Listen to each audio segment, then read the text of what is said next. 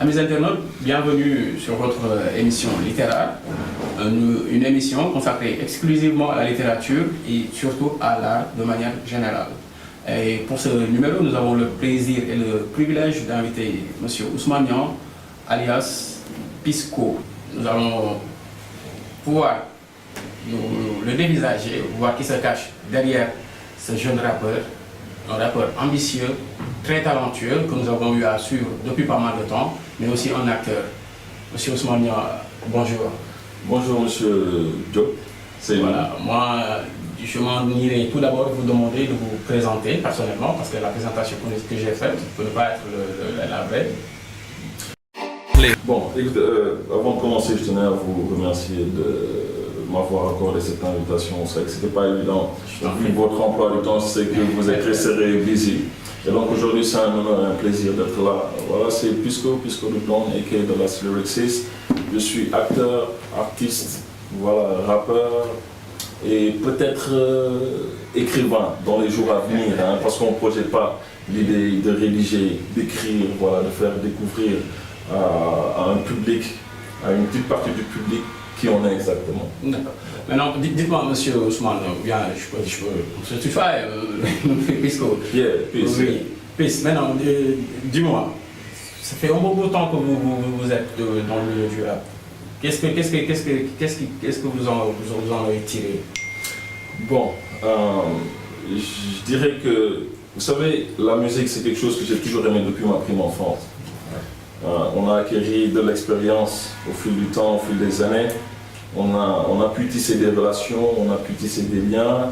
Et aussi, la musique a pu nous faire découvrir de par le monde. Vous savez, c'est l'art en général. Aujourd'hui, lorsque j'écris une chanson, même lorsque je fais 8 ou 15 mesures, ces 15 mesures dépassent les frontières.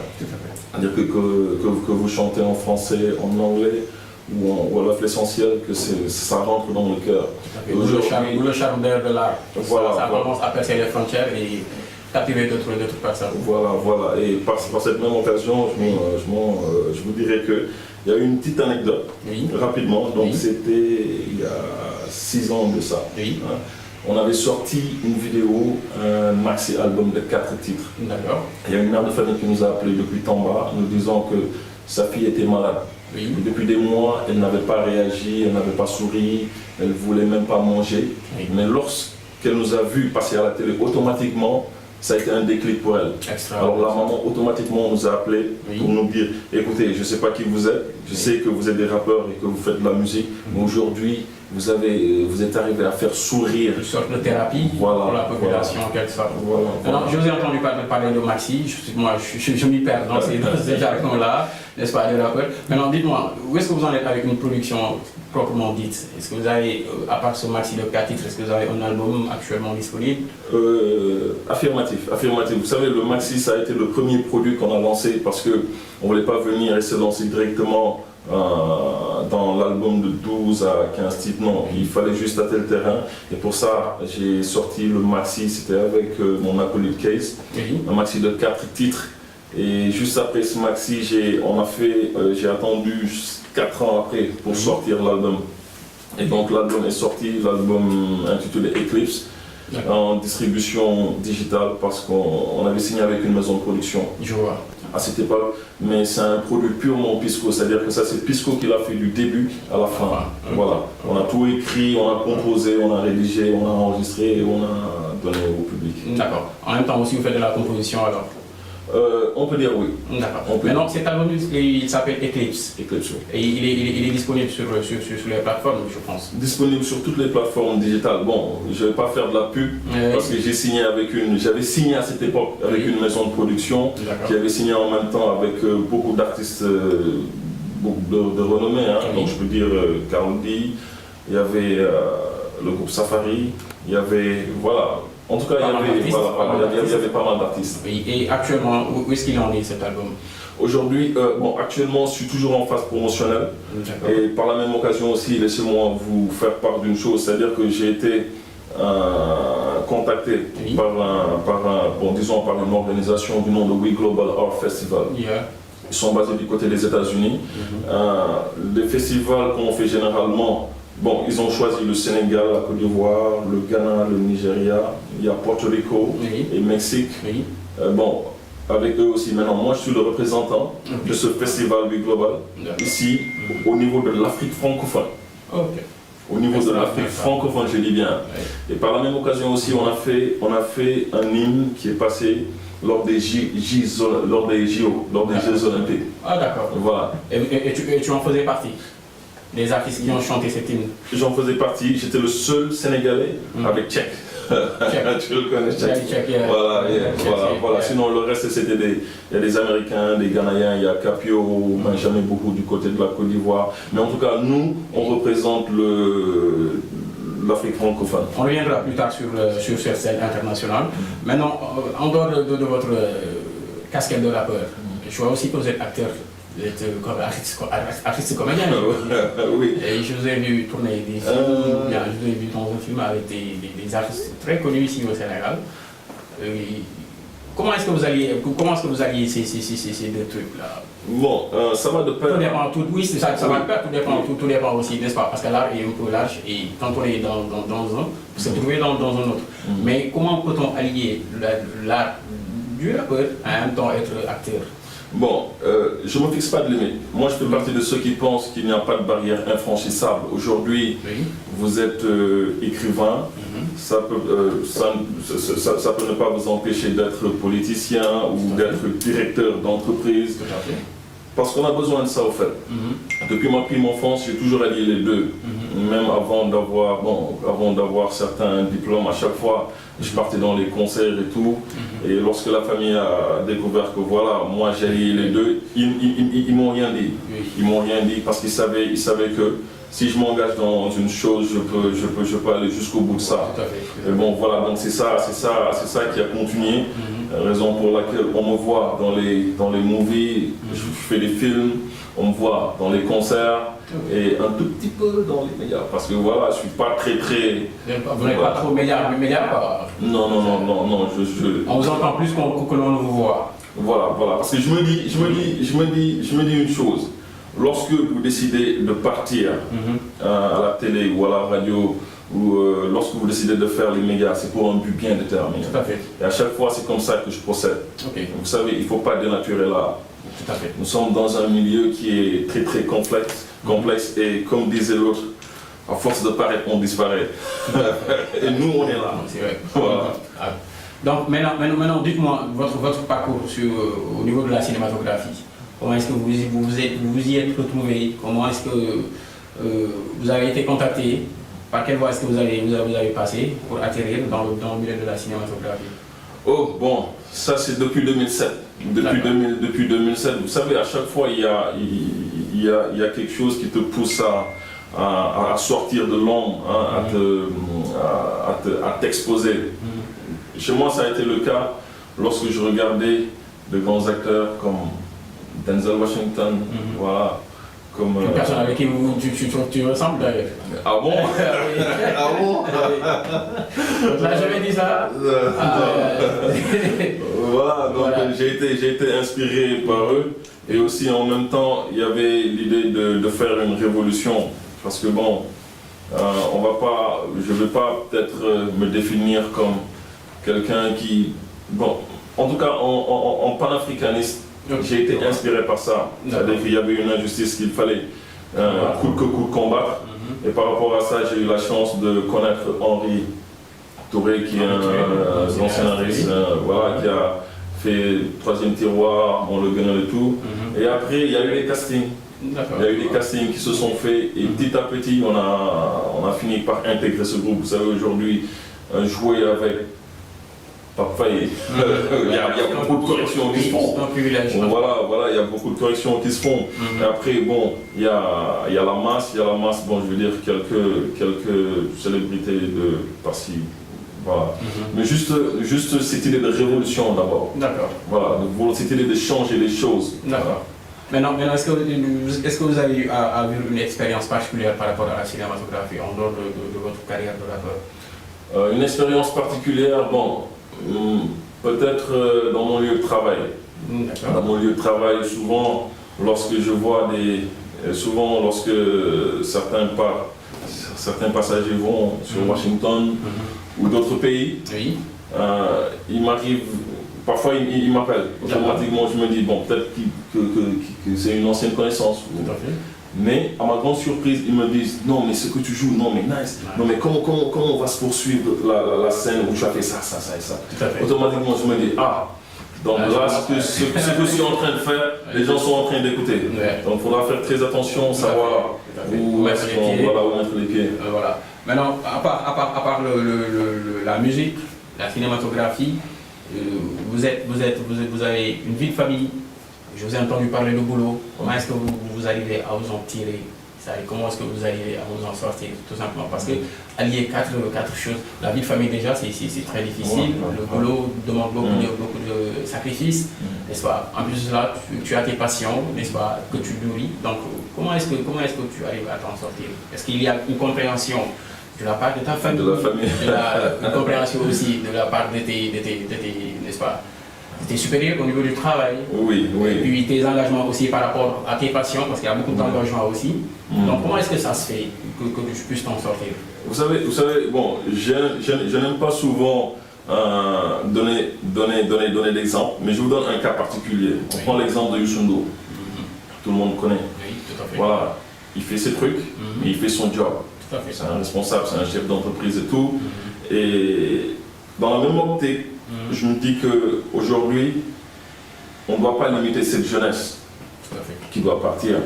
Vous savez, il y a peut-être 10 ans en arrière, on se limitait à aller à l'école, on étudiait, après voilà, on cherchait du boulot, après c'est le boulot, dodo, métro, boulot, dodo, tout à fait. on dort, voilà. Comme le font nos amis immigrés. Voilà. Maintenant les choses ont changé. C'est-à-dire qu'aujourd'hui, non seulement tu es porteur de voix, mais tu es responsable dans la structure dans laquelle tu bosses et dans ton lieu de travail, tu es un responsable.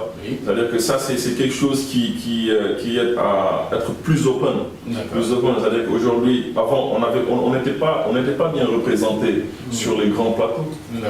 Parce qu'ils se disaient que non, écoutez, un artiste, il fait que ça. Aujourd'hui, un rappeur, il doit faire que ça. Non, moi, je dis que c'est vrai que l'art ne nourrit pas son âme, mais il faut savoir allier beaucoup de choses. Et que c'est là, à partir de là, il y aura une très grande différence. D'accord. Maintenant, côté Java, moi, je voudrais te poser une question, c'est-à-dire, comment est-ce que madame voit toutes ces activités-là? C'est très important aussi, quand on est en couple, de pouvoir communiquer et de se comprendre mutuellement. Oui. En fait, vous savez, elle m'a trouvé dans ça. Tout à fait. Je reste dans ça. C'est-à-dire que ça c'est quelque chose qui a été clair depuis le début, quoi. Parce que j'ai eu l'exemple de beaucoup de personnes. Bon, je me souviens après. Là aussi, quelquefois, il est jaloux.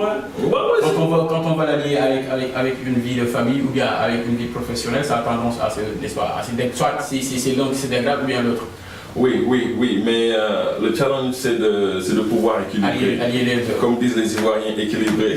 Voilà, d'accord. Maintenant, après la sortie de votre album, est-ce que vous avez des échos favorables par rapport à la perception de l'album du côté du public? Du côté du public, oui. Bon, peut-être aujourd'hui, ce qui fait peut-être défaut, mais bon, ça c'est, on va y aller crescendo, c'est les tournées. D'accord. C'est les tournées. Bon, pour faire des tournées, il faut être free. Tout à fait. Il faut être free. Tout à fait. Et aujourd'hui, nous, en tant qu'acteurs professionnels, on est dans notre entreprise, dans notre structure et tout, on est obligé d'attendre au moment où nous avons nos congés pour pouvoir réaliser les choses. Parce que n'oublions pas une chose, c'est-à-dire que nous prenons notre argent et on l'injecte dans l'art pour faire nourrir l'art ici. En Afrique, c'est comme ça que ça se passe. Effectivement. Et tant que tu ne bosses pas, tu peux pas avoir les ressources nécessaires pour faire éclore ton art et pour te faire comprendre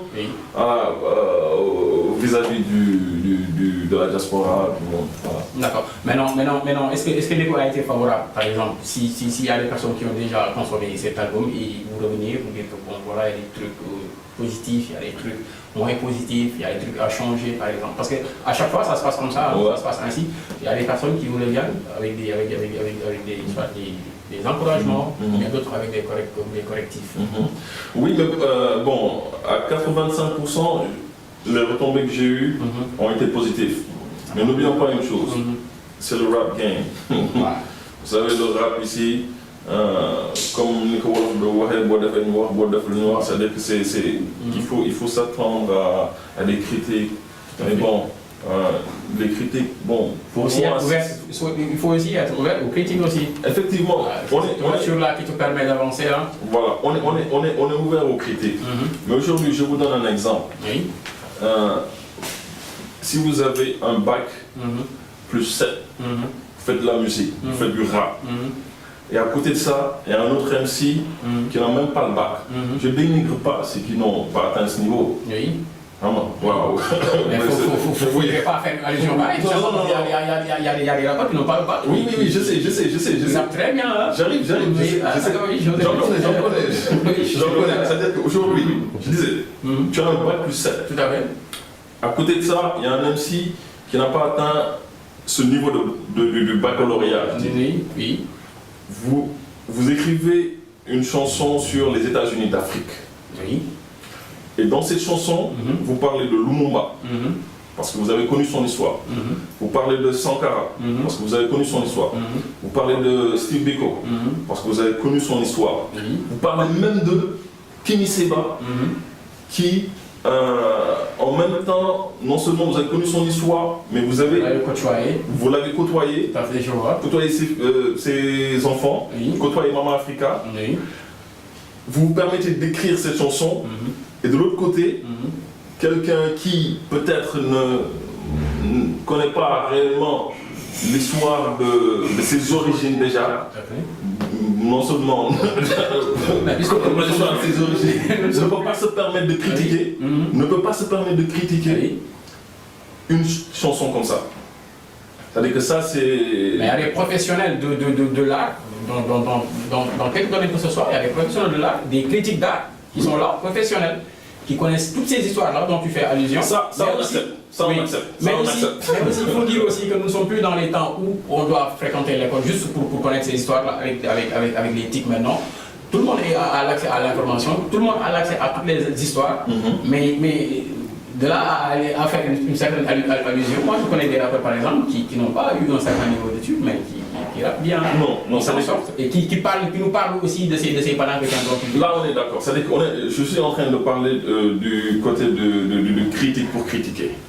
D'accord. Voilà. C'est-à-dire qu'il ne faut pas critiquer juste pour critiquer. Subjectivement. Voilà, subjectivement. C'est-à-dire qu'aujourd'hui, lorsque je lis le silence assourdissant, lorsque j'ai lu le silence assourdissant, et qu'à côté, quelqu'un vient et me dit, bon, écoute, cette partie-là, telle, si j'étais l'écrivain, j'aurais pu, j'aurais pu ne pas dire ça. Et puis, c'est pas moi qui suis là. Je me dirais que, mais bon, c'est là, hein, bien sûr. Là, je lui dirais, écoutez, c'est-à-dire que côtoyer d'abord l'homme, consommer le livre et après discutons. Effectivement. Parce qu'un livre, ça se consomme, ça se lit. Vous savez, on va pas le sport non. Un livre, ça se consomme. Tu as lu 2 fois, 3 fois, tu comprends, tu essaies de comprendre le style d'écriture que l'écrivain a fait et tout, de la même manière que les chansons. Tout à fait. De la même manière que les chansons. C'est-à-dire qu'aujourd'hui, lyricalement, il y a des MC qui sont top. Ils sont très forts, Lorsque vous écoutez leurs chansons, tu sais que, attendez, là, il y a un niveau, il faut redoubler d'efforts. Je vous donne l'exemple de Youssoupha. À chaque fois que je l'entends, je me dis, oh, t'as encore rien fait, man. Bon, oui, là, tantôt tu parlais de carrière internationale. Vraiment, j'ai entendu dire que tu avais fait un hymne, n'est-ce pas, à l'honneur des Jeux Olympiques. Maintenant, penses-tu que la musique sénégalaise actuellement a le don de se hisser, n'est-ce pas, aux standards internationaux? Tout simplement parce que là, on ne voit plus de Sénégalais représentés dignement, à part notre cher Malak qui se doit quelquefois d'être modifié, n'est-ce pas, pour atterrir sur la scène internationale. Mais que pensez-vous de la musique sénégalaise actuellement? De la musique sénégalaise actuellement. Dans toute sa globalité, je ne parle pas du rap, ni du malak, ni du folk, mais dans toute sa globalité. Ça arrive sur le plan international. De la musique sénégalaise actuelle sur le plan international. Oui. Je vais reprendre peut-être cette fameuse phrase de Abdourahim Agne. Oui. tout en la modifiant un peu, en disant qu'elle appartient un peu au monde du crépuscule. Je ne sais pas si je me fais comprendre, mais vous savez aujourd'hui, notre mbalax national, on l'aime. Hein, on l'aime, c'est-à-dire qu'il y a le rythme qui est là, mais quel est le message qui se cache derrière ce mbalax? Quel est le véritable message qui se cache derrière ce mbalax? Nous avons eu la chance, peut-être d'avoir ceux qui sont au top, ceux-là sont connus à l'international. Et lorsqu'ils font du mbalax, il y a un message qui se cache derrière. Qui se cache derrière chaque chanson. Quoi. Mais là, par rapport à ce qui se passe... Et le rap, par exemple, parce qu'on a tendance à voir qu'il y a une baisse, n'est-ce pas, très considérable du rap par rapport à la scène internationale. Il y a de cela peut-être 10 ans ou bien 15 ans. Oui. On était bien représentés là, mais vous savez pourquoi? Je ne sais pas si nous sommes plus bien représentés ou bien il y a plus de médiatisation par rapport à la présence du Sénégal sur la scène internationale. Oui, bon, je vais dire que il y a une nouvelle génération qui est venue et qui se sont détournés du véritable concept de la musique rap. C'est-à-dire que je ne dirais pas qu'ils ne sont pas actifs par rapport au fléau, au monde de la société et tout, mais il reste beaucoup de choses. Aujourd'hui, c'est très simple de se faire connaître dans son quartier et même dans son pays. D'accord. Maintenant là, je suis contraint de couper parce que je suis un peu, n'est-ce pas, à court de temps. Maintenant, Pisco est-il un rappeur engagé? Je suis engagé. Tu es engagé. D'accord, tant bien alors. Et qu'est-ce que tu pourrais dire à nos amis internautes pour la part? Bon, c'est dommage que monsieur Diop va écouter le truc. Oui, mais bon, c'est passionnant. Déjà, bon, next time, essayez que ça soit 30 minutes ou 1 heure de temps. Mais ce que j'ai à dire à ce charmant public internaute, c'est eux le futur. Vous savez, aujourd'hui, toutes les grandes révolutions sont en train d'être faites et ça se fait non pas à la télé, non pas à la radio, mais ça se fait chez soi, dans sa poche. Vous avez des smartphones, voilà, vous avez vos tablettes et tout. Partout où vous allez, vous avez la possibilité de faire une révolution, de faire un changement. Partout où vous avez la possibilité de faire des critiques positives, des critiques constructives. Partout où vous allez, vous avez la possibilité d'échanger avec plein de mots qui soient jaunes, blancs, noirs, rouges. Il n'y a plus de limite. Mais essayons au moins d'utiliser ce système à bon escient. Merci beaucoup, Pisco. Amis internautes, c'est sur ces conseils de Pisco Ousmane Niang, je veux dire, alias Pisco, que nous allons nous dire au revoir et vous donner rendez-vous la semaine prochaine. Juste pour vous rappeler aussi que Pisco est nominé, n'est-ce pas, à Galsen Hip Hop Awards 2018, catégorie meilleur album solo. Donc je vous prie de bien voter pour lui parce que c'est un garçon très talentueux et très ambitieux. Donc merci beaucoup et à bientôt, Inch'Allah. Ciao.